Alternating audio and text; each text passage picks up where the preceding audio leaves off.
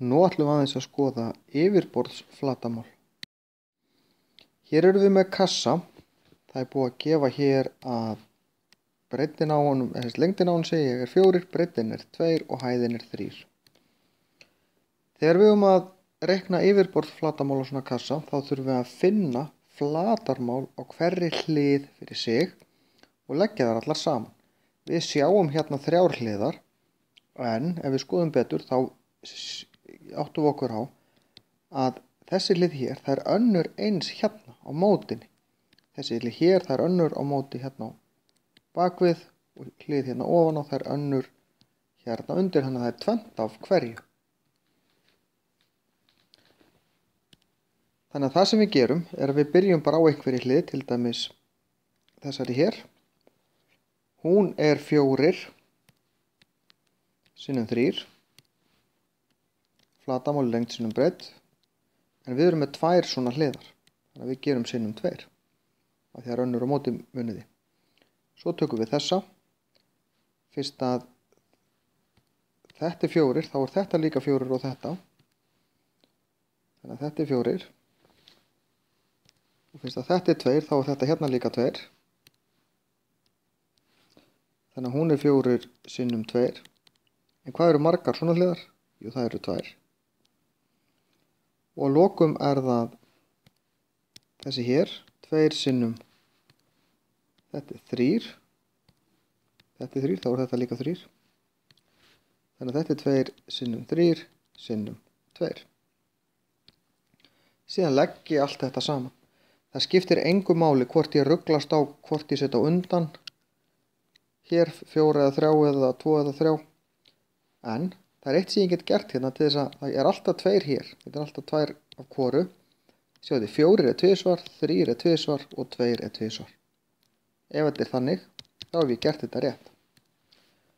4 sinnum 3 eru 12, sinnum 2 eru 24. 4 sinnum 2 eru 8, sinnum 2 eru 16 og 2 sinnum 3 eru 6, sinnum 12 eru 12.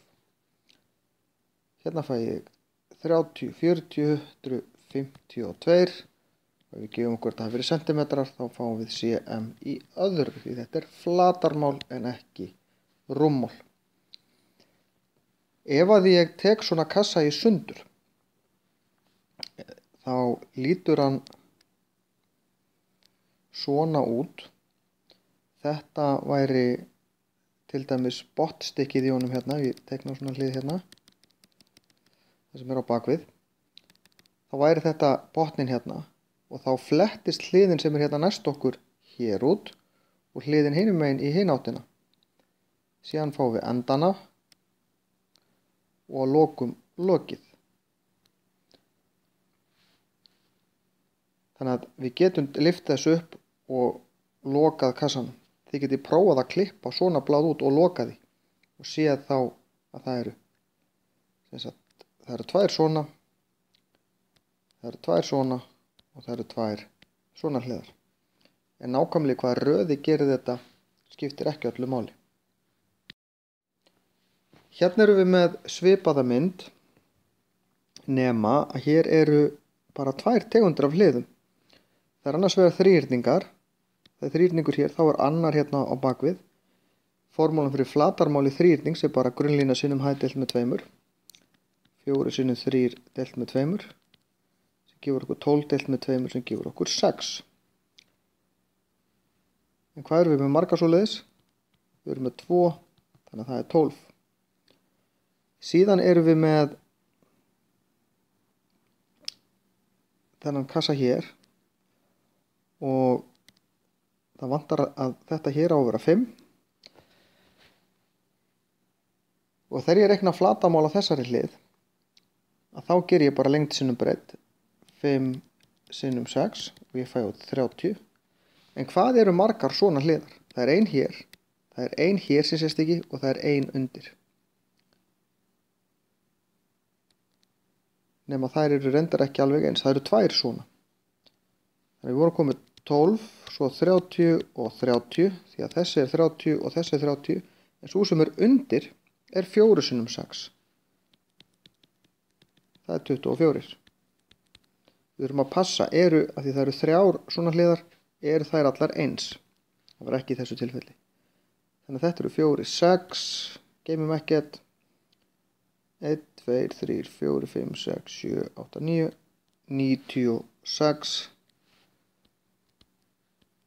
fermetrar, ef við gefum okkur þetta hefur verið metrar á myndinni. Sama hér. Hér erum við með grunnflöt undir, hann er auðveldur, hann er 5x5.